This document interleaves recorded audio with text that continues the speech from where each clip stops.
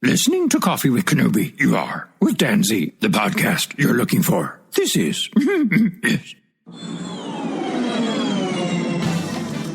This is James Arnold Taylor, and you're listening to Coffee with Kenobi. I have a good feeling about this. Hello, my friends, and welcome back to Coffee with Kenobi. This is your bi-weekly, spoiler-free place for Star Wars community and conversation. I'm your host, Dan Zayer, delighted to be talking Star Wars with each and every one of you. On today's show, I get to talk with the Star Wars Hasbro team about some of the exciting things happening in the world of the Star Wars Hasbro line, including the Black Series, the Retro line, which we talk a lot about, and so much more. I am joined by Mark from Yoda News, Chris from Galactic Figures, Mark from Blue Harvest Toys, and Ryan from Yes, Have Some Podcast Toy Anxiety. And we get to answer some of the questions that you put in the CWK Cafe. So pull up a chair, grab your favorite coffee mug, and let's have some coffee with Kenobi. Why don't we start with Dan, Coffee with Kenobi? All right, let's do this. Good morning, everybody. Is there a possibility to continue Indiana Jones offerings? Just a possibility. We're not looking for spoilers. Yeah, you get the gist, no spoilers. Indy was so fun. I would say, we had a lot of great products out there and nothing to share at the moment. We'd love to do more, but we just want to hear, if there's also demand out there, but nothing to share regarding Indy. Cool. All right, moving on. Yoda News. Yeah, good morning, everybody. This was our number one submitted question. We had it sent in over 10 different times in some fashion. The Black Series creature packs, similar to the Wampa and the Luke and the Sand Trooper Dewback. I know you can't say what's in the pipeline specifically, but are there plans to continue with creature packs in the future? Yeah, well, I mean, you said it. We can't talk about anything we haven't revealed yet, but it's not off the table. So, you guys scraping your own groups and talking amongst yourselves and sharing that data with us. We're there, we're watching, we're part of those groups. So yeah, keep the dialogue going and let us know which ones are in demand for you guys. Because I think that's the biggest part, is making sure we do the right stuff for you guys. Yeah. Great, thank you. Yeah. Great. Galactic Figures, Chris. Good morning, everyone. You've pipeline revealed a Black Series 2-pack with a Phase 2 clone and a battle droid. And you've shown the 332nd clone and a Phase 1 Lieutenant's 2-pack. Are both sets part of the Clones of the Republic subline? So it's not, actually. Those are just clones from our own doing. The Clones of the Republic is actually a Disney program. So that Mace 187th clone pack is Clones from the Republic, as you know. We're lucky enough to do that pack in partnership with Disney. So, for any future Clones of the Republic pack, definitely also check in with shopdisney.com. But those packs that you mentioned are not part of that program. Okay, thank you. Yeah. But they were fun nonetheless. Toy Anxiety, Ryan. Oh, good morning and happy holidays. Holiday? TVC Chopper and Huyang are on the way with the Ghost funded. The steps, what steps is the team making to have essential characters from Ahsoka released in time when it is delivered? Yeah, we're so excited that the Ghost is coming to us next year. And as you know, we've actually shared quite a bit between Rebels and Ahsoka tied to the Ghost, between the tiers and the Ghost, which we all unlocked, for example. But also we have items showing up on shelves right now with Hera and Chopper, HK87, Morgan L. Smith, Ahsoka. We have Huyang pre-ordered. We have things pipelined that hasn't even been shown yet. So there's quite a list of items coming, and hopefully that the fans will have quite a repertoire of toys to play with once the Ghost shows up on shelf. And that was just listing a few. I think there's quite a lot. We can go on and on. But we definitely want to world build that environment once we have the ship in hand. That's awesome. Great. Thank you. Yeah. Mark, Blue Harvest. Hello. Good morning from the UK. Morning. I want to start off with the problems you've faced a lot of problems over the years, and one of them was distribution and definitely getting the products on the shelf and the amount of products. Do you think it's gone the other way now, though? Do you think you will have to pause in production? Will there be a pause in production to let collectors catch up? And maybe the independent retail as well, getting swamped with product. Do you think there will be a pause at any time? Yeah, I don't know that we would ever say that there's a confirmed pause by any means, because I think our fans would definitely want items and news to keep coming. For us, it's always a balance, like keeping track of when things go on shelf and when things flow out. Obviously, with COVID, the last couple of years, it's kind of just, it's gotten a lot better, but we're always catching up of when that pipeline of products is coming through to shelves. So we'll keep an eye on it. We'll obviously make sure that it makes sense what we're doing and when things are going on shelf ideally, and it'll even out eventually. That's the goal. But we definitely, we are cognizant of what fans are seeing when they're on shelves. We want to make sure it's a good experience for everyone. Brilliant. Yeah, and Jing and I were talking about this the other day, and I was using an analogy to like a traffic jam on the road. There's a lot of cars there, and you'll see moments where like stuff moves really smooth and fast, and then there's a log jam. And I think we're in one of those moments where we're expanding and contracting and kind of reestablishing the normal flow. But yeah, I think, like Jing said, we'll get there and get back to a more regular cadence. Right. Thank you. Thank you. Coffee. I think that was first round, so we'll go right back up to the beginning. Coffee with Kenobi. Excellent. This is my first question, like that one. This one is also sent in from some listeners. They wanted to ask about the Sabine and Chopper HasLab ghost carded figures with the mural, as far as them being planned on being released. And would those who purchase the HasLab ghost get the first opportunity to purchase it? And I don't blame the fans. We tried to mention it at PulseCon earlier this year, but we'll say it again for sure. And actually, we have an update in the sense that item will go on pre-order early next year in January. So we will stay tuned for more information, but we have our sights set on when we can share those news with our fans about that item. So once we discussed this too, once that item is pre-ordered and announced, there is a limited window to buy into this item. And once you get that item, we build to demand. So any fan that wants it is able to get it. So it is not early release for the HasLab backers, but we also made sure that the HasLab backers that want it are able to get it. There isn't like a sold out quantity. Yeah, there's no cap on the quantity we're going to put up for pre-sale. Yeah. So if you want it as a HasLab backer, we want to make sure you can get it. Just definitely buy within that pre-order window that we will announce early next year. Cool. Yoda's news, Mark? Yeah, this kind of goes back to what Mark said a few questions ago. And this is, a lot of us have been collecting for quite a long time. Remember the days when you could just walk into a store and it was, the current figures were out on the line. It wasn't that, the quote unquote coolest ones are 6 months, 8 months, 10 months, a year away for pre-order. And we understand, the distribution, it takes time to make things, but do you guys ever see a time where it's going to be like a catch up where the current content that we're watching on Disney Plus or the movies or the video games will be available actually in the store to just go and purchase instead of go and pre-order? Yeah, it's a good question. And I think for us, that's always the goal. I think it's the goal probably for everyone. And I think we've done better with that, especially with Ahsoka is a good example. Recently, Ahsoka has come up much closer on shelf. Some have shown up even, while entertainment is live. So that's always something that we strive for, to make sure that we can have that, you see it on see it on shelf experience that you were just talking about. And we work closely with Lucasfilm and with our distributors and everything along those lines to try to make that happen. So when that's possible, we'll definitely aim to do that. And again, like Ahsoka was a good example of a recent example of us getting closer to that cadence. Great, thank you. Galactic Figures.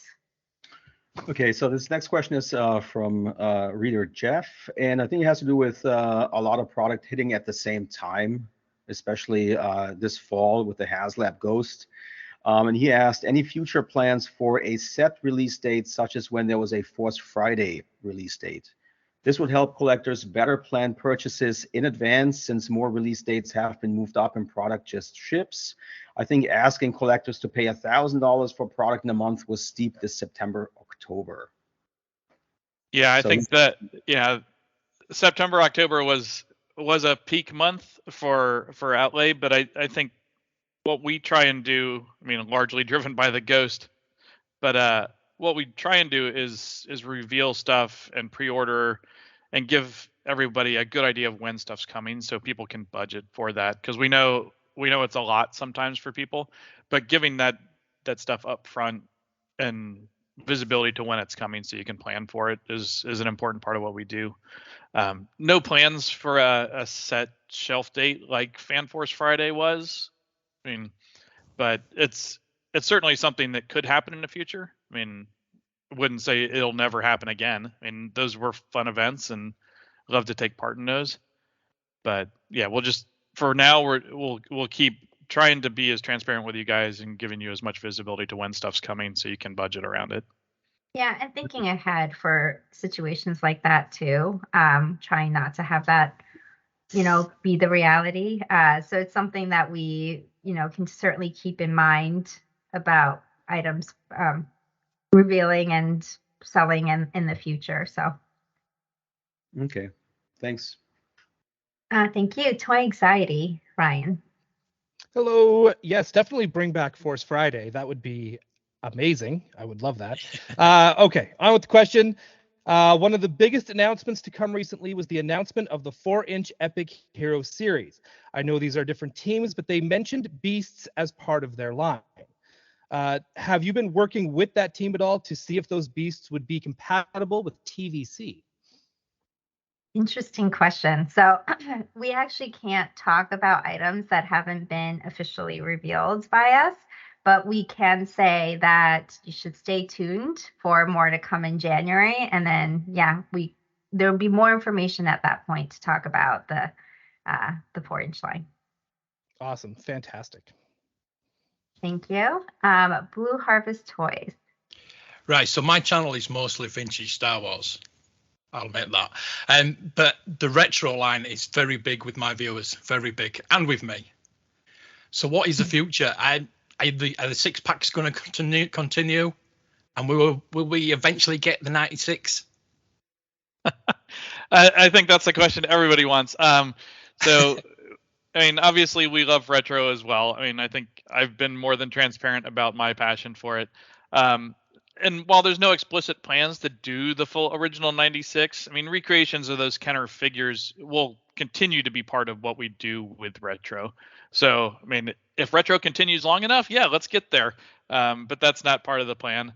I mean, it is part of that though. So, I mean, you'll continue to see things like that.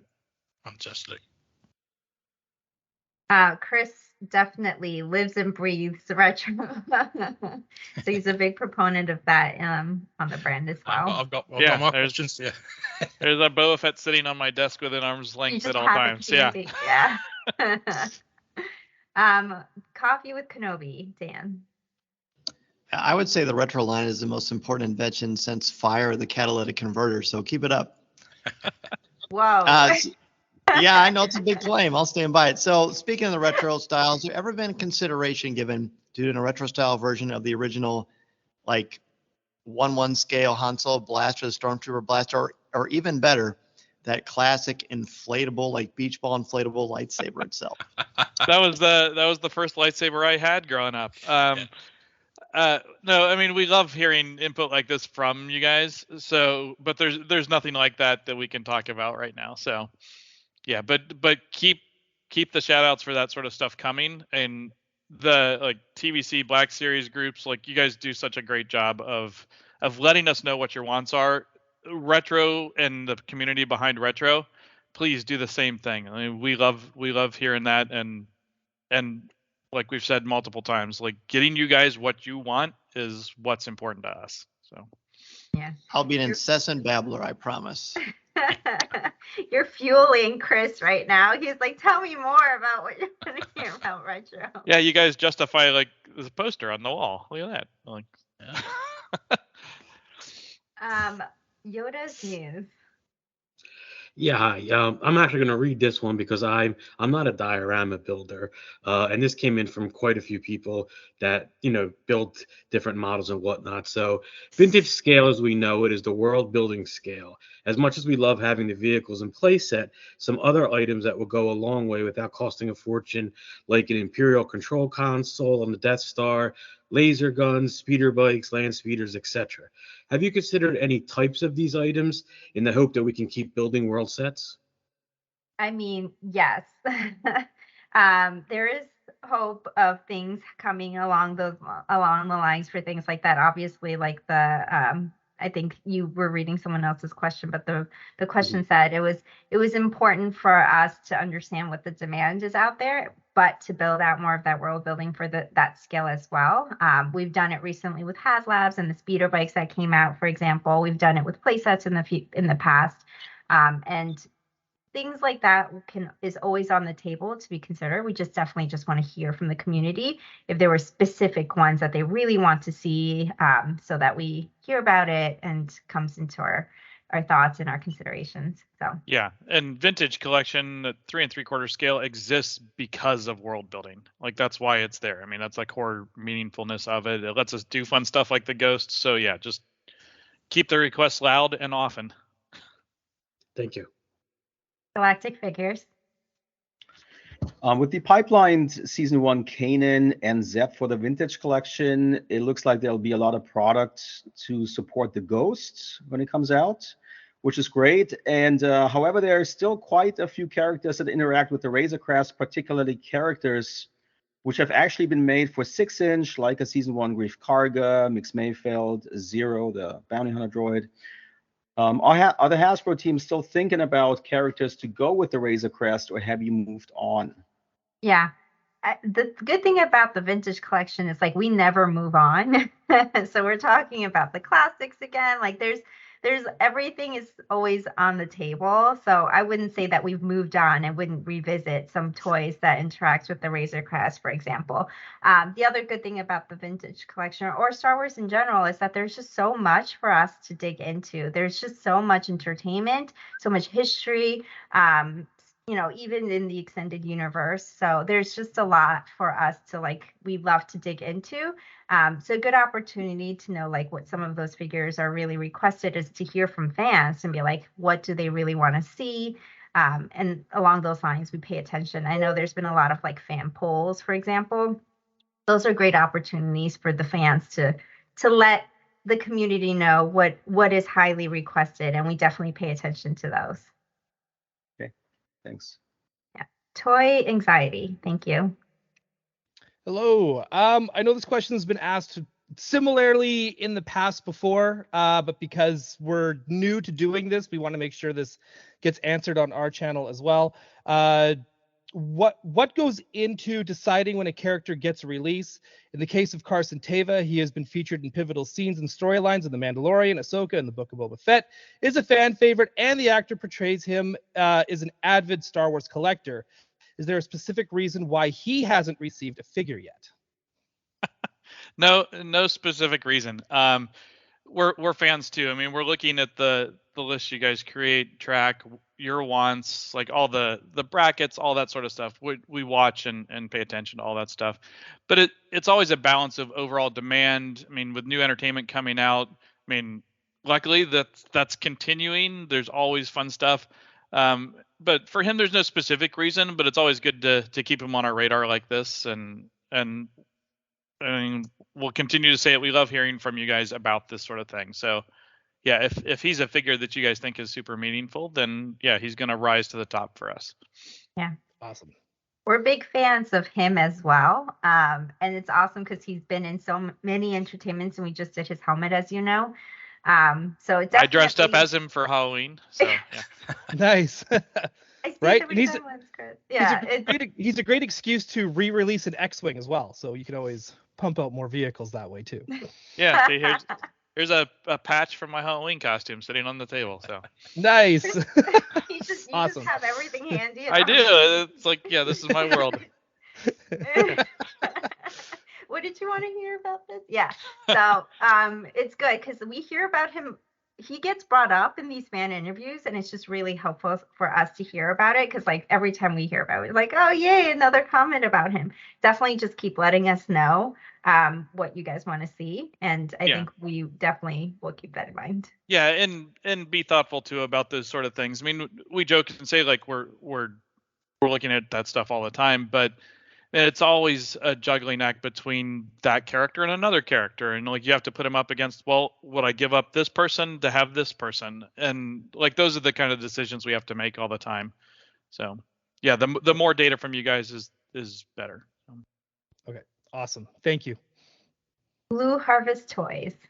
Yeah, following on from the last question, you'll probably get sick of it. Any chance of vehicles in the retro line? Mini rigs, especially. They are the thing that keeps popping up in debates. Yeah, we see that. We do. I have a set of the original mini rigs of my own. I love the things. There's nothing we can talk about, and I mean, obviously we can't talk about anything we haven't announced. But yeah, I mean, if retro continues to be a healthy line, and that's something that everybody asks for and continues to want, I don't see why that couldn't be a possibility. Yeah. Thank you. Never say sorry about asking retro questions. Chris is here for you. Yeah, we could do a whole round I of need to cut him off. things Yeah, Chris. just for retro. I'm here for that. Coffee with Kenobi. We're back up to the next round. All right, challenge accepted on that retro line. Actually, now this is more of a sort of helping us understand how the system works. So on average, how long does it take to go from concept to creation to pre-order to a finished product? So people have an idea of how much work and planning goes into a Hasbro Star Wars creation. Well, what we normally say is 12 to 18 months from the time of concept to shelf, and that varies a little bit depending on what it is, how much work has to go into it, whether it's completely new, if it's something that we're just seeing and have to dive in, a vehicle, and like when the N1 showed up, like just the amount of time it took to do that and develop that because it was more complex. I mean, helmets and lightsabers take a little more time. Figures take less time, but not significantly less. But there's more of an established process. They're kind of the same thing with little variances over the way instead of like, say, a lightsaber that might be completely different from saber to saber. So those sort of things, like it changes, but 12 to 18 months is a good rule of thumb. And then we try and pre-order a few months earlier than the on-shelf date, as you guys know, just to give you guys kind of in that window. So it's that pre-order date is generally more based off of when it's going to hit the shelves than when we start the item. So, but those dates move around a little bit too. Yeah, and we've been trying to pipeline things for you too, just so that fans have a little bit of earlier visibility even. But there's a lot. I mean, Chris, simplified it. Thank you for asking that question first of all, because I think it's always good to talk about like the process, but Chris works so closely with Lucasfilm, and it's a step in the development process. And then obviously from a marketing standpoint, we want to line it up with beats where it makes sense. We want to give fans information early where we can, where possible. So all of that kind of lines up with trying to get the info out to you guys when we can. But yeah, there's a whole team back here doing everything from the littlest sculpting, painting to creating the assets for reveal. But we try to do right by fans. Thank you. Okay, Yoda's news. Yeah, I think Dan's seeing my screen because that was my next question. So thank you for answering that one. It's kind of like getting a double. So this one's going to be sort of like a crystal ball type question. I understand you can't answer it maybe specifically, but for the fans of The Last Jedi and The Rise of Skywalker, you guys have been pretty good about, doing anniversary sets here and there. And Are we going to see a movie line possibly from, those figures coming out for an anniversary? I know it's, 3-4 years from now, but I know you guys like to plan early. Or is that just simply off the table at this point for those films? Yeah, yeah. Yeah, Sorry, ahead. Jen, go ahead. I was just going to say 3 to 4 years is even a little far out for us to be thinking about some of these things. But no, I mean, none of that stuff is off the table, and anniversaries are a great time for it. So Yeah, and we did have the figures when the movies first came out. We just, it's definitely good to know what fans request, and then we'll go from there. Okay, thank you. Cool. Galactic Figures. Why is the uniform of the Imperial officer in the vintage collection multi-pack a nice bright white, but every other white-suited Imperial, including Thrawn and Krennic, are off-white? That's one. I mean, we've seen you guys chatting about that online. For the ones in the troop builder packs, those felt, I think, more like just pristine, clean versions of the characters, where the individual figures, there was specific reference to look at and kind of follow that stuff and ground them a little bit more in those scenes. But we're looking at that, and we are happy if the consensus is that you guys like the more off-white stuff. We're happy to reevaluate that for future releases and continue to hone in on things that you guys really want. Okay. Thanks. Yeah. Toy anxiety. All right. I think I know the answer to this question, but I just want to make sure my assumptions are correct. Through the 90s and 2000s, it was common for an entire figure line to be revealed early in the year at Toy Fair and then released in waves throughout the year. What is the benefit of staggering reveals throughout the year as opposed to revealing a release calendar for all waves at the beginning of the year? Yeah, it's interesting. It'd be interesting to see what fans like too. I think especially with COVID, it made us giving frequent touch points much more of a reality. So doing live streams, giving fans information throughout the year, which I thought it would have been helpful to definitely have those more frequent touch points and conversations, and also help planning out the year a little bit with news. I mean, who doesn't love to talk about Star Wars? Right? Yeah. So like every couple of us are like, hey, let's talk about all these items that are coming. So it's good. And I think the other good thing about it is also helps us, maybe match certain news that are coming. Like Gift the Galaxy is a good example of like having a holiday news and holiday beat. Ahsoka Entertainment having live stream around that, having the Ghost HasLab around that time, around San Diego Comic-Con, things like that. So it gives us a touch point to talk about it. And I, definitely with COVID that helped. The fact that we're doing more things online just definitely helps spread the news a little bit more. So that's one of the reasons why we do that. And hopefully, fans like to hear from us more often. So, but let us know. Yeah, no, this is fun. I like doing this as opposed to photos online somewhere. This is yeah. Good. We like talking to you too. I think that's good. That's good feedback. Yeah. And it's not that we want to hold info from you guys. We want to get it to you as soon as we can. And in some ways, Toy Fair, like you had to hold all the info until that point and then reveal stuff. Now, as soon as we can, we get to talk to you guys and reveal things. So it really gives news in more real time the way we do it now. Yeah, and we spread it out. Like now we're giving you pipelines, which only started happening a couple years, like maybe a year or two ago. And now we're, there's a lot of info we're trying to give you sooner rather than later, just so that the fans can get a sense of what's happening and what's coming down in the future. Prepare our wallets and bank accounts. Get ready. You're space in your shelf for that Ghost that's coming. Like, oh my God. I am in such space danger. I still don't know what I'm going to do, but I'll figure it out. Yeah, it's going to be amazing. Okay, Blue Thank Harvest Toys. Thank you. Right, Chris, you're up. I don't know if you remember, but Star Wars Celebration, you might have bought a figure off me. Yeah, I remember. He has a place of honor. This is the first question that's been burning in my head. Did you use that yak face to scan for the retro figure? No, I didn't. I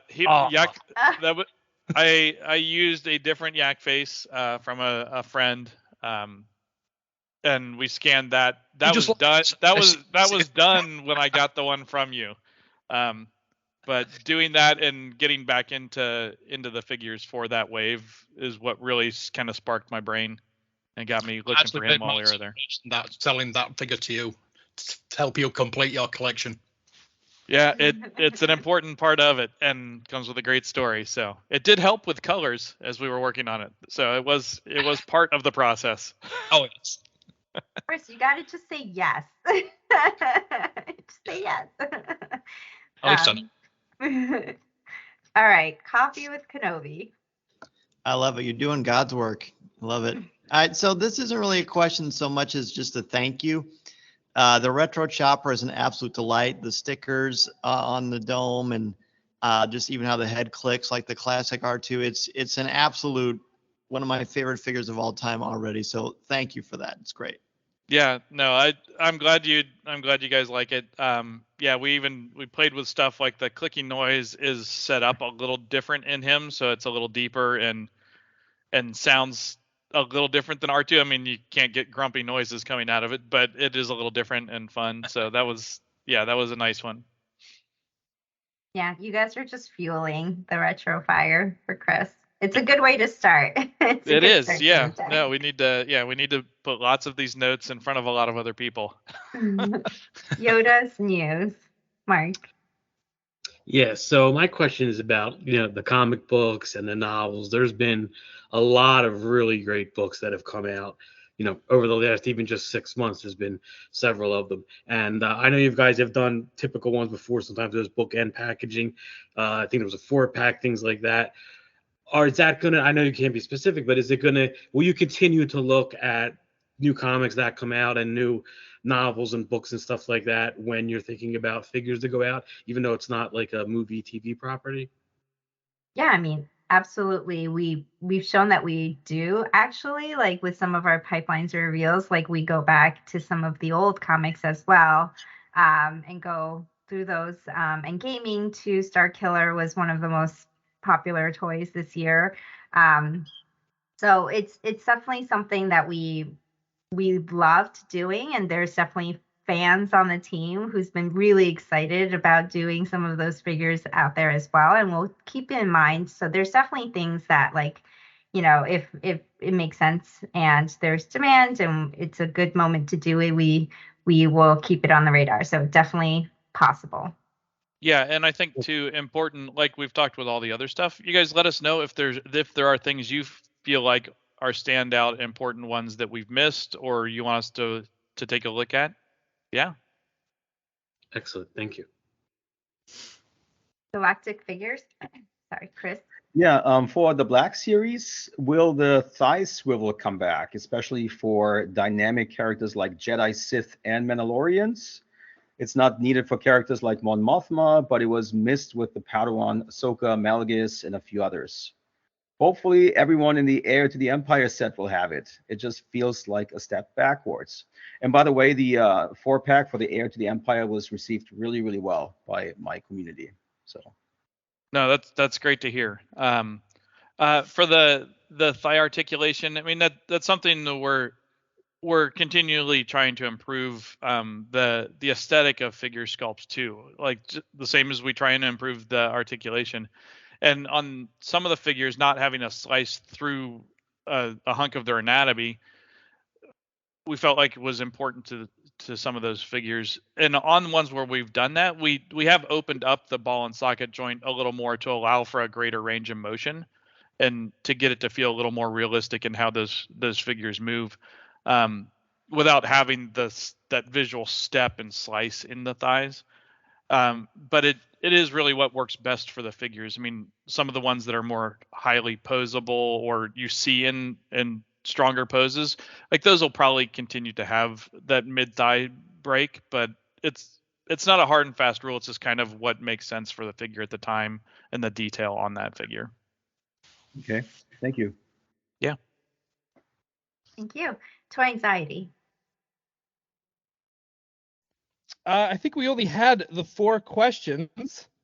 So I think I'm just going to keep passing things along to not hold things up. But yeah, let's just keep going with the retro line as much as we possibly can. So I'm just going to keep giving shout outs to that. More droids, more R2 units.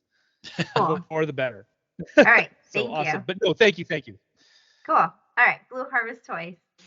Right, so I'm a big design fan. I've actually just got Bob Breakin's Palatoy book today, so I'll be reading that for the rest of the day. The sculpts are amazing, by the way. But do you get any of your original ideas to go into the designs?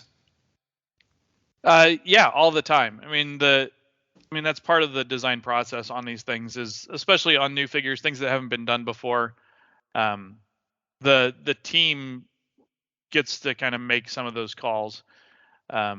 Sometimes there's a detail that isn't seen on screen, getting to add that sort of thing in, whether that's for me on a vehicle, like an internal detail that isn't seen, that we get to design something behind the scenes. The Ghost, you guys saw some of that, where there are panels that come off the top and there's engine details, those sort of things. Yep. So yeah, we get to do that sort of stuff all the time. And it's never not amazing to be able to contribute to Star Wars that way as a designer. I can imagine. Yeah. Great. So we actually do have 5 minutes left. I'm happy to just go through one more round robin for anyone who do have questions. We'd love to answer them. So Coffee with Kenobi. Actually, I don't. I'm about to teach a class. I'm about to have a bunch of high school students running here. So I want to thank you all so much for your time, and hope you have a great Christmas season. Thank you so too. Much. Coffee with Kenobi, Dan. So, see ya. All right, Yoda's news, Mark. Yeah, I had another one, but you guys already answered it, so I won't go ahead and make you repeat the same thing. But I just wanted to echo what everyone else said earlier, that I love these. I think they're not better than, but I think they're a lot more fun than just the standard. I mean, it's like 20 years now we've been doing the whole Toy Fair thing in February, and then it's kind of like you trickle along, and then maybe San Diego or, now New York Comic-Con, different things. But I think it's really cool that we get these, little Hasbro Pulse events, the Q&As with you guys, that just random email, hey, look, and it's out of nowhere, and we can surprise our readers with something new and interesting, instead of it just being one time a year. It's, 6, 7, 8, 9 times a year. I think it really keeps everybody engaged. Whereas normally you got that this summer is kind of boring.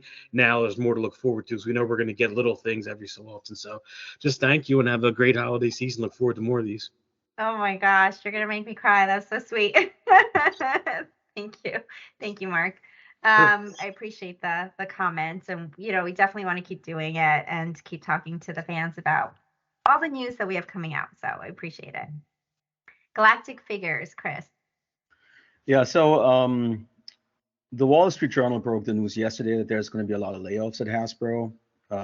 Might be a little too early to comment on that at all, but it's really sad to hear. Do you know how this is going to affect Star Wars figures coming out? How is this going to affect the Star Wars team? Or is it just too early to comment on that? Yeah, I mean, I think the info out there is the only info that we have to share at the moment.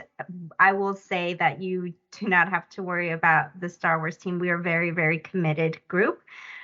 So there's so many fans and passionate, like from everyone in this organization that works on this brand is focused on getting those great figures to you. Just like Chris and I are here right now. Our phones are off, we're focused, and we're talking to you guys about it. So, thank you for mentioning and commenting, but nothing to share beyond that. But I wanted to make sure the fans are rest assured that our focus was definitely just making sure that you guys get the best toys from our group, our team. Thank you. Thank you. Toy Anxiety. Same as before. I got nothing else. But again, Merry Christmas to you, everyone, and the team. And we look forward to doing this again in spring. I can't wait to see what the new year brings. It's very exciting. Yes. Sorry, Toy Anxiety, to put you on the spot yet again. No, it's all good. It's my fault, not yours. All right, bring us home Blue Harvest toys. Oh, I could do this all day. Right, I was going to ask, one of the questions have already been asked about what's happening with Indy, but obviously you can't say anything about that. So what I'm going to ask is, to end it all, there's a lot of brands at Hasbro, figure brands, Marvel, Star Wars, G.I. Joe. How would you tempt a new collector to start collecting Star Wars? Interesting. So luckily we work closely with Lucasfilm that there's like some great entertainment out there, and we're able to show figures as part of that new entertainment. Ahsoka was a good example of that, showing on screen and then having those figures to play with very shortly after. To me, it's like whatever speaks to you as a fan, whatever entertainment you saw, whether it's recent with Ahsoka, whether you're watching Clone Wars on Disney Plus again, like whatever makes you happy. There's so much history in Hasbro with the Star Wars toys, between retro, Black Series vintage, role play. There's just a lot to dig into. Just look at what you want and what you like and what spoke to you and what you watched on TV or wherever that was really engaging to you, and then go from there and build from there. Yeah, well, and I think that's one of the beautiful things about Star Wars, is that it's cultural in so many ways, and what our job is in a way is to give people a connection to that, and to develop that connection to Star Wars, and in a physical form.